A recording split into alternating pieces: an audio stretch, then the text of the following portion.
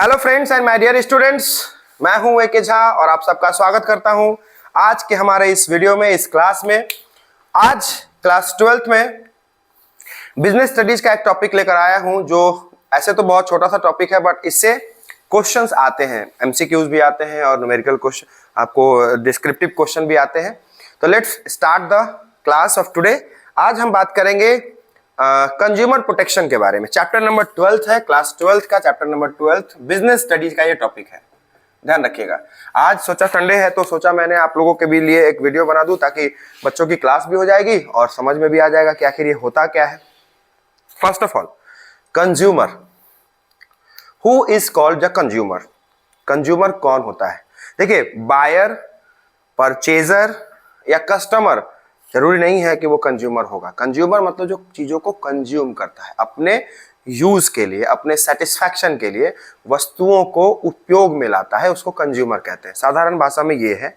अब देखिएगा, कंज्यूमर के बारे में हम इकोनॉमिक्स में भी पढ़ चुके हैं, बिजनेस स्टडीज में भी पढ़ चुके हैं और हम पहले भी पढ़ चुके हैं इस चीज के बारे में बहुत अच्छे से।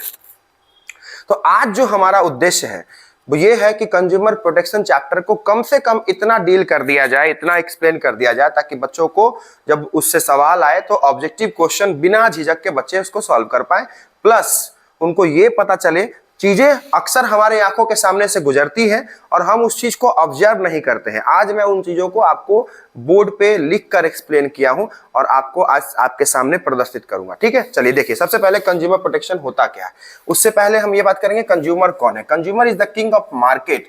मार्केट का राजा होता है। आप देखते होंगे आपके आस पड़ोस में, आपके समाज में, आपके सोसाइटी में, बड़े बड़े बाजारों में जो दुकानें सजी होती हैं वो किसके लिए होती हैं? कंज्यूमर्स के लिए होती है। किसके लिए होती है बच्चों?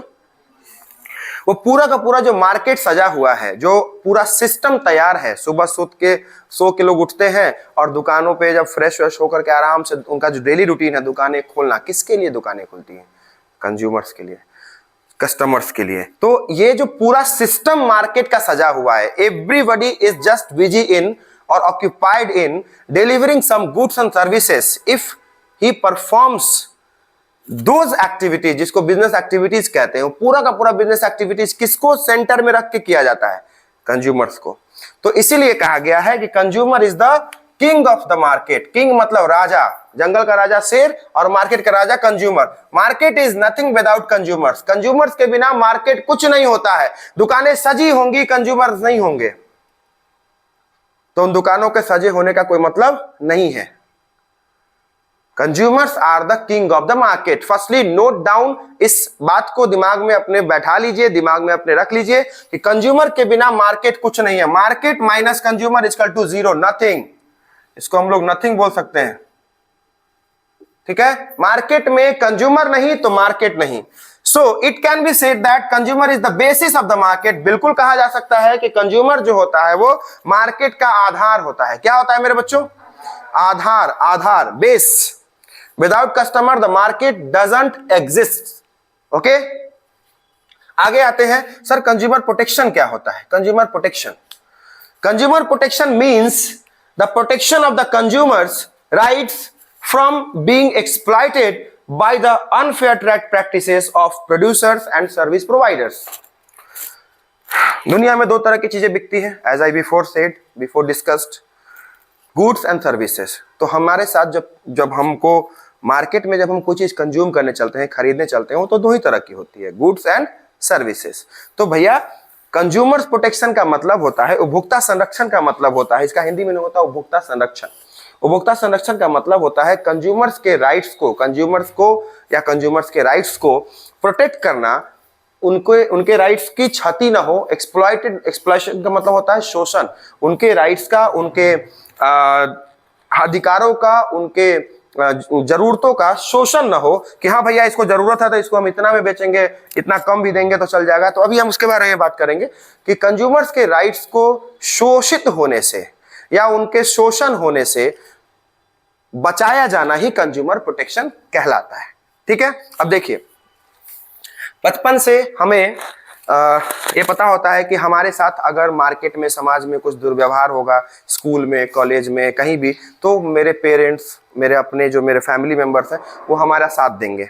ठीक है, जानते हैं, सब लोग जानते हैं कि हमारा वो साथ देंगे, लेकिन हमें वो हमारे पीठ पे होते हुए हमें अपने जैसे बाहरी लोगों के साथ हमको प्रोटेक्ट करते हैं, लेकिन हमें अच्छी आदतें बुरी आदतें घर के अंदर सिखाते हैं कि ये बुरी आदतें हैं अच्छी आदतें। तो हमें कंज्यूमर प्रोटेक्शन चैप्टर का पूरा समरी अगर समझना है तो जो जो एक्ट है कंज्यूमर प्रोटेक्शन एक्ट या कंज्यूमर प्रोटेक्शन है, इसके लिए गवर्नमेंट और बाकी जो बडीज हैं उनका ये बना हुआ है, टीम बनी हुई है, सारी चीजें सारे सिस्टम तैयार है, लेकिन साथ साथ मतलब कंज्यूमर्स को भी ट्रेनिंग दी जाती है टाइम टू टाइम कि अपने अधिकारों को से कैसे वो अवेयर रहें, कैसे वो अपने अधिकारों के लिए आवाज उठा सकते हैं, कैसे वो एक्सप्लॉइट होने से बच सकते हैं, कैसे वे नुकसान से अपने आप को बचा सकते हैं। इन सभी चीजों को हम कंज्यूमर्स ट्रेनिंग या कंज्यूमर्स अवेयरनेस के भीतर जानेंगे, आगे टॉपिक आएगा, ठीक है, ध्यान दीजिए। तो कंज्यूमर प्रोटेक्शन आई थिंक आप समझ गए कि कंज्यूमर के अधिकारों को, कंज्यूमर्स को एक्सप्लॉइट होने से बचाने के लिए ये कंज्यूमर प्रोटेक्शन आया है, ठीक है। अब आगे बढ़ते हैं, कुछ जनरल तरीके हैं जो, ऐसे तो बहुत सारे तरीके हैं कंज्यूमर्स को छलने का, उनको बीट करने का, उनको ठगने का, लेकिन आज के डेट में कुछ कॉमन चीजें हैं जो मैंने आपके सामने बोर्ड पर यहां रखा है, मैं एक एक करके डिस्कस करता हूं, आई होप आपको समझ में आएगा। सबसे पहला जो पॉइंट है वो है supply of inferior goods. Inferior सब जानते हैं गुड्स कितने तरह के होता है, उसमें एक टाइप होता है इंफीरियर गुड्स, जो नकली पदार्थ होते हैं। आप देखते होंगे मार्केट में कुछ ब्रांडेड चीजों के नाम के को बदल के या उस नाम का उपयोग करके दूसरे चीजों को बेचना, तो क्या दूसरे प्रोडक्ट को, उसी तरह के प्रोडक्ट को बेचना, तो क्या वो आपको, आप देखते होंगे डेयरी मिल्क के जगह पर डेली मिल्क गांव समाज में बिकता है, चॉकलेट, छोटा सा चॉकलेट का पैकेट, आपको कलर वलर सब कुछ सेम मिलेगा, आपको टेस्ट और क्वालिटी पता चलेगा, उसके रैपिंग से पता चलेगा। तो बहुत सारी चीजें होती हैं जो डुप्लीकेटिंग होती है उस कारण से। तो डुप्लीकेट मैंने साइड में लिख दिया है, duplication, inferior quality of goods and services. आपको मैंने कहा कि हाँ ये चीज आपको मिलेगा, दिखाया कुछ दिया कुछ, इसको क्वालिटी के मेजरमेंट पे हम लोग इसको माप सकते हैं, ठीक है। तो ये हो गया inferior quality of goods. Duplication जिसको बोल सकते हैं प्रोवाइडिंग फॉल्स इंफॉर्मेशन, आपको सही इंफॉर्मेशन नहीं दिया गया, आपको मैंने गुड्स एंड सर्विसेज बेचा लेकिन आपको सही इंफॉर्मेशन नहीं दिया, तो ये भी एक छलने का तरीका है। इंफॉर्मेशन ही आपको उस चीज के बारे में रिगार्डिंग नहीं है, तो ये कंज्यूमर आज के डेट में देखते होंगे, जब भी कोई हम इलेक्ट्रॉनिक प्रोडक्ट्स खरीदते हैं तो हाउ टू यूज उसमें रहता है, मैनुअल रहता है, गाड़ी में मोटरसाइकिल में रहता है, वो सब मैनुअल है, जानते हैं कि कैसे चलता है, लेकिन उसके बावजूद वो देता है, कंपनियां वो प्रोवाइड करती हैं ताकि आप अवेयर रहें उस चीज को, ठीक है। Non compliance of the terms of guarantee, guarantee वगैरह देने के बाद कई बार होता है कुछ कंपनियां गारंटी देकर आपको बेच देती है, फिर जब आपके उस प्रोडक्ट में कोई डिफेक्ट आता है, कोई परेशानी आती है, कोई तरह का उसमें कोई खामी आती है, तो उस चीज को वो कंपनियां एडमिट करने से मना करती है कि नहीं ये चीज ऐसे है चाहे वैसे, आपको परेशानी में डाला जाता है। मोटा मोटी ये समझिए कि आपको परेशानी में डाला जाता है। तो आपके गारंटी या वारंटी में जब कंपनियां मतलब आनाकानी करने लगती है तो वो थर्ड केस ये होता है, non compliance of the term of guarantee और वारंटी। कई बार होता है आप सामान खरीद लेते हैं ये समझ के कि इसका गारंटी है, और गारंटी वारंटी होने के बाद आपका वो गारंटी के टर्म्स को फॉलो नहीं करती हैं कंपनियां या नहीं करते हैं सेलर्स या प्रोड्यूसर्स, तो वो तीसरा पॉइंट हो गया। चौथा पॉइंट है अडल्ट्रेशन ऑफ फूड और एडिबल आइटम्स। एडिबल मतलब होता है खाद्य, खाने लायक, एडिबल ऑयल, एडिबल थिंग्स, तो कुछ ऐसी चीजें हैं जो खाने लायक पदार्थ होते हैं, उन सभी चीजों में मिलावट, अडल्ट्रेशन का मतलब होता है मिलावट या काटछाट या कम ज्यादा करना, ठीक है। बचपन से जो 90s की फिल्में हुआ करती थी उसमें रहता था कि मिलावट, चावल में मिलावट करके कंकर मिला के उसका वजन बढ़ा देना।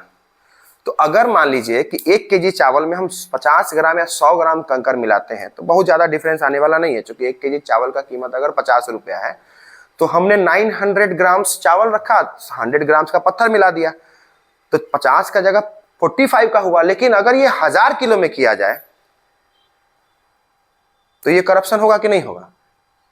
उसी तरह से तो एडल्ट्रेशन जब बचपन से हम लोग जब छोटे थे, बचपन में थे, तब ऐसी फिल्में देखा करते थे, चावल में मिलावट। आप देख सकते हैं नायक फिल्म में वो नीचे में तराजू में लगा रहता है, वेटिंग मशीन में चुंबक चिपका रहता है, जिसके कारण वो ऑलरेडी झुका रहता है, ठीक है। तो इस सब चीजों को हम देखते हैं, समझते हैं।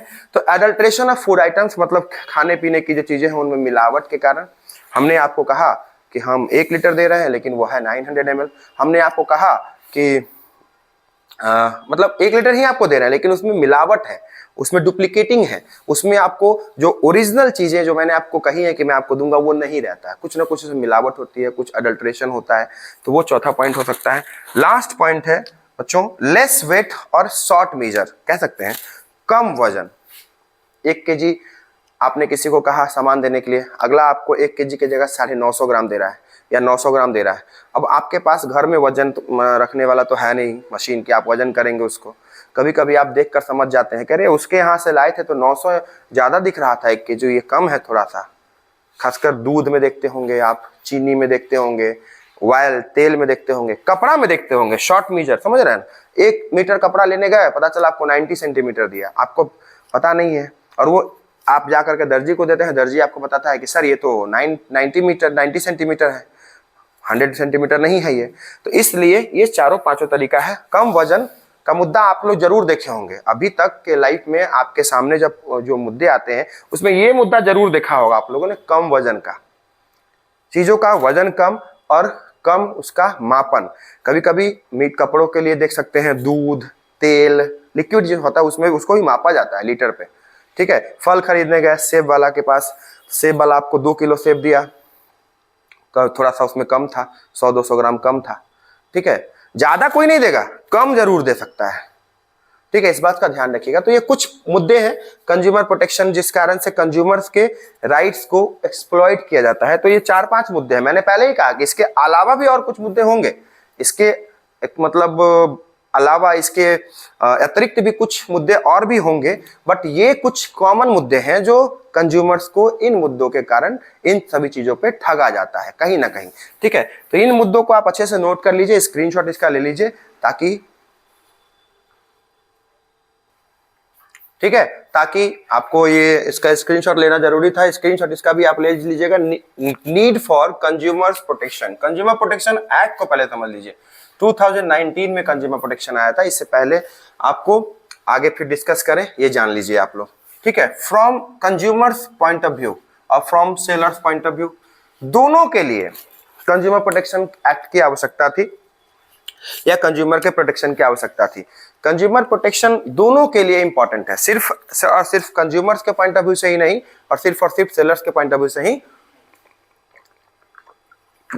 ठीक है, तो चलिए let's talk about the importance of consumer protection from both point of view. Okay, पहला जो पॉइंट ऑफ व्यू हमारा कंज्यूमर प्रोटेक्शन है, तो चलिए कंज्यूमर के पॉइंट ऑफ व्यू से जानते हैं कंज्यूमर प्रोटेक्शन क्यों आवश्यक है। सबसे पहला, कंज्यूमर्स इग्नोरेंस, क्या कंज्यूमर्स का इग्नोरेंस नहीं हो पाए, क्या नहीं हो पाए, कंज्यूमर्स का इग्नोरेंस नहीं हो पाए। ठीक है, मान लीजिए कि अगर हमने आपको थोड़ा सा कम मात्रा बेचा, ठीक है, 1 किलो कह के 2 किलो कह के आपको कुछ कम दिया, या जो पैकेट पे जितना वेट है उतना वेट आपको मैंने नहीं दिया, ठीक है, तो आपको इग्नोर किया जाएगा। अगर आप आए और आपकी सुनने वाला कोई नहीं हो तो इसका मतलब आप इग्नोर हुए, कि आपको ठगा भी गया और आपकी कोई सुनने वाला भी नहीं है। तो ये पहला पॉइंट था कि कंज्यूमर्स इग्नोरेंस जो था ये नहीं होगा, consumers ignorance is now stopped, right. इस कारण से आपका कंज्यूमर इग्नोरेंस रुक जाता है। दूसरा इंपॉर्टेंस है कंज्यूमर्स अनऑर्गेनाइज्ड कंज्यूमर, होता क्या है कि उसको ठगा ना, हमको नहीं ना ठगा, हमको चीट नहीं ना किया। अक्सर लोग ये देखते हैं ना कि आपके ऊपर जब वो चीज बीतती है तब लोग समझते हैं, तो उसको उसके साथ हुआ है ना, मेरे साथ तो ऐसा नहीं हुआ। ये कंज्यूमर्स अनऑर्गेनाइज्ड होने के कारण है, ऑर्गेनाइज्ड कंज्यूमर्स नहीं है। लोग सवाल उठाते नहीं है, लोग आवाज उठाते नहीं है, इसलिए होता है कि अरे उसके साथ ना हुआ। मान ली किसी के साथ कोई आदमी है जो जिसके साथ कोई दुकानदार छल कर रहा है और कम उसको कम बेच रहा है, उसको ठग रहा है, आप देख रहे हैं, तो आप खुश रहे कि उसके साथ किया, हमको तो पूरा दिया, लेकिन आपको नहीं पता है कि वो आपके साथ भी ऐसा कर सकता है। जो किसी और के साथ कर सकता है वो आपके साथ भी कर रहा है, ठीक है। और ग्राहक देवता, आप देखते होंगे दुकानों पे लिखा रहता है ग्राहक देवता, ग्राहक हमारे स्वामी है, क्या है।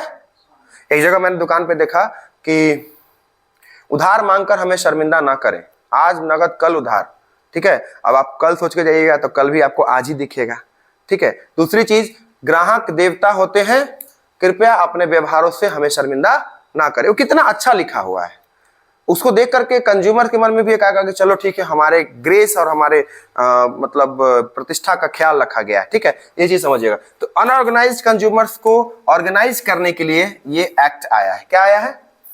अनऑर्गेनाइज्ड कंज्यूमर्स, जो अव्यवस्थित जो मतलब उपभोक्ता है, उनको व्यवस्थित करने के लिए आया है। क्या करने के लिए? Wide spread exploitation of consumers. Wide spread समझते हैं? ऑल ओवर द वर्ल्ड, हर जगह, कहीं ना कहीं, यूपी में, बिहार में, झारखंड में, तमिलनाडु में, हर जगह ये छल कपट होता है। तो वाइड स्प्रेड इसको बोलते हैं कि बहुत भारी मात्रा में इसका फैलाव हो चुका है। कंज्यूमर्स क्या चीज का? हाँ, उपभोक्ताओं का शोषण जो है बहुत ही ज्यादा मात्रा में ऑल ओवर द वर्ल्ड कह सकते हैं इसको, हर जगह होता है, ठीक है। तो कंज्यूमर्स अवेयरनेस और कंज्यूमर प्रोटेक्शन जो है उस चीज को थोड़ा कम करता है। कम कर सकते हैं, खत्म नहीं कर सकते हैं, खत्म नहीं कर सकते हैं। देखो सब जानता है कि चोरी करेंगे पकड़े जाएंगे सजा होगी, फिर भी चोरी होती है कि नहीं होती है? वो नहीं करता, कोई और करता है। तो ये मोटिवेशन कहां से आता है मुझे नहीं पता भाई, लेकिन लोग करते हैं, जानते हैं कि गलत कर रहे हैं। अब 5 लाख रुपए की चोरी 5 आदमी मिलकर करता है, 1-1 लाख पड़ा, पकड़े जाने पर उसके साथ क्या होगा 1 लाख रुपए के लिए उसको खुद नहीं पता है। पता नहीं, करने से पहले लोग सोचते क्यों नहीं है। वो 1 लाख इज्जत से कमाएंगे तो उसका एक अलग ही समाज में रेपुटेशन होगा। ऐसा नहीं है कि 1 लाख इज्जत से कमाया जा नहीं सकता है, लेकिन उसको जल्दी चाहिए और आज की आज चाहिए और कम समय में ज्यादा चाहिए। तो फिर उसके लिए तो फिर दिमाग लगाइएगा, गलत दिमाग लगाइएगा तो गलत तरीके से फंसिएगा, ठीक है। और आपको ही पता है कि किसी के पास से अगर 5 लाख की चोरी हुई है, कुछ दिन पहले, 2-3 दिन पहले मैंने देखा एक वीडियो था जो NH के ऊपर से एक दुकान से चोरी हुई, जहां पे जाना आना है, ठीक है, लोगों का, जगह यही है ना, मैं नाम नहीं बताऊंगा, लेकिन जगह यही है, रोड पे से, एकदम ट्रैफिक सिग्नल के बगल से, ठीक है, जहां पे लोगों का तांता लगा हुआ है। और 4 बजे सुबह की वारदात है और 6-7 लोग थे उसमें। और चोरी की सूचना क्या आई कि 3,90,000 रुपए की चोरी हुई है या 80,000 रुपए की। अब बताइए 5-6 लोग होंगे तो कितना कितना सबको पड़ा? क्यों करते हैं लोग समझ नहीं आता है, जान रहे हैं। उसी तरह से कंज्यूमर अवेयरनेस कितना भी आ जाए, कंज्यूमर प्रोटेक्शन कितना भी कर दे, गवर्नमेंट एक्ट ला दे, जो ला, लेकिन फिर भी छल कपट जो करने वाले हैं वो करेंगे। वो मेंटालिटी पता नहीं कहां से आती है, नेगेटिविटी लोगों के अंदर, वो हम नहीं जानते हैं, ठीक है। तो वाइड स्प्रेड है एक्सप्लॉयटेशन, इस कारण से कंज्यूमर अवेयरनेस या कंज्यूमर प्रोटेक्शन जरूरी था। आगे है, अब इसके पॉइंट ऑफ व्यू, मतलब बिजनेस के पॉइंट ऑफ व्यू से ये क्यों आवश्यक है सर? एक बिजनेस के पॉइंट ऑफ व्यू से इसकी आवश्यकता क्या पड़ती है? सर हम सेलर हैं तो हमको क्या जरूरत है सर कंज्यूमर प्रोटेक्शन को ध्यान देने की? तो हमें ध्यान देने की जरूरत है। इन 4 पॉइंटों में मैं समझाने की कोशिश करता हूं। पहला है long term interest of business. हम आपके साथ चीट करें, कम क्वांटिटी दे, कम मेजरमेंट करके दे, जो बोले वो नहीं दे, गलत प्रोडक्ट आपको बेचे, धोखाधड़ी करें आपके साथ, तो आप दोबारा मेरे पास आइएगा। लेकिन हमको तो बिजनेस लॉन्ग टर्म के लिए रखना है ना, तो हम चाहेंगे कि आपके साथ ईमानदारी से पेश आए। तो लॉन्ग टर्म बिजनेस इंटरेस्ट इसको बोल सकते हैं, long term interest of business. Long term interest, व्यवसाय का जो उद्देश्य होता है वो अपने आप को सर्वाइव कराना होता है लंबे समय तक। बेईमानी करने वाले लोग ज्यादा दिन मार्केट में एस्टेब्लिश नहीं रहते हैं, वो निकल जाते हैं किसी पतली गली से। समझ रहे हैं बात को? दूसरा है सोशल रिस्पॉन्सिबिलिटी। हमें लोगों को चीट नहीं करना चाहिए, हमारी सामाजिक उत्तरदायित्व भी है। सोशल रिस्पॉन्सिबिलिटी, एक एंटरप्राइज को, एक बिजनेस को सोशली जो है वो लोगों को रिप्रेजेंट जब कर रहे हैं, हम एक मार्केट को, एक बिजनेस सेक्टर को, तो हमें हमारा सोसाइटी के प्रति कुछ रिस्पॉन्सिबिलिटी होता है, उस रिस्पॉन्सिबिलिटी को हमको निभाना पड़ेगा। तीसरा है बिजनेस यूजेस सोसाइटीज रिसोर्सेस। हम जब बिजनेस करते हैं तो सोसाइटी के रिसोर्सेस का उपयोग करते हुए करते हैं। हम बिजनेस जब करते हैं तो सोसाइटी का जो रिसोर्स है, संसाधन है, हमारे पास कहाँ से, अगर हम मिठाई की दुकान चलाते हैं तो मिठाई की दुकान में दूध कहाँ से आता है? मार्केट से आता है। चीनी कहाँ से आता है? मार्केट, सोसाइटी से ही ना आता है। तो जब हम सोसाइटी से ही रिसोर्स ले रहे हैं तो सोसाइटी को ही फिर चीट करना या उनके साथ एक्सप्लॉइट करना, ये कहीं से भी सही नहीं है, ठीक है। ये तीसरा पॉइंट है। चौथा है गवर्नमेंट इंटरवेंशन। इन तीनों को अगर हम मान गए तो अच्छी बात है, तब हमको इस पे नहीं जाना पड़ेगा। और नहीं इसके बावजूद इन तीनों को हम इग्नोर करके सोसाइटी और कंज्यूमर को एक्सप्लॉइट कर रहे हैं, तो फिर गवर्नमेंट इंटरफेयर करेगी, गवर्नमेंट इंटरफेरेंस करेगी, तो फिर हम उलंग फंसेंगे, उल्टा फंसेंगे। तो इसलिए ये 4 पॉइंट्स होते हैं जिसके कारण अगर हम सही तरीके से डील कर रहे हैं तो आज न कल तो पकड़े जाएंगे ना। आज न कल तो छवि मार्केट में आएगी कि हाँ फलाना दुकान में ना सामान कम देता है, कम नाप के देता है। अरे मीटर पे लोगे ना तो उसके यहाँ 1 मीटर, इस फलाना पेट्रोल पंप पे कम तेल देता है, ये भी तो होता है। लोग बोलते हैं ना सामाजिक भाषा में, एकदम ग्राउंड लेवल का एग्जाम्पल लेके चलो, छोटे छोटे एग्जाम्पल समझेंगे तो हमें समझने में आसानी होगी। अरे फलाने जगह ना मतलब अच्छा गोल्ड नहीं देता है, फलाने दुकान में चलो अच्छा ज्वेलरी नहीं है, वो ज्वेलरी शॉप वो नहीं अच्छा है, वहां पे क्वालिटी अच्छी नहीं देता है, मेकिंग चार्जेस ज्यादा लेता है लेकिन उसका डिजाइन अच्छा नहीं होता है। तो ये सारी चीजें जो है वो आपको आता है कंज्यूमर प्रोटेक्शन में। तो एक्सप्लॉयटेशन से बचने के लिए कंज्यूमर प्रोटेक्शन आवश्यक है। आज का जो हमारा सेशन था वो इसी टॉपिक पे था। आज हमने 2 टॉपिक्स आपके बीच में रखा, दोनों टॉपिक आई होप आपको समझ में आया होगा। अगर आपको ये समझ में आया है, अच्छा लगा है, तो वीडियो को जरूर शेयर कर देंगे अपने जानने वालों तक और बेल आइकन को हिट कर देंगे। चैनल को अगर आपने अभी तक सब्सक्राइब नहीं किया है तो सब्सक्राइब भी कर देंगे। मिलते हैं आने वाले वीडियोज में, तब तक के लिए जय हिंद, बाय।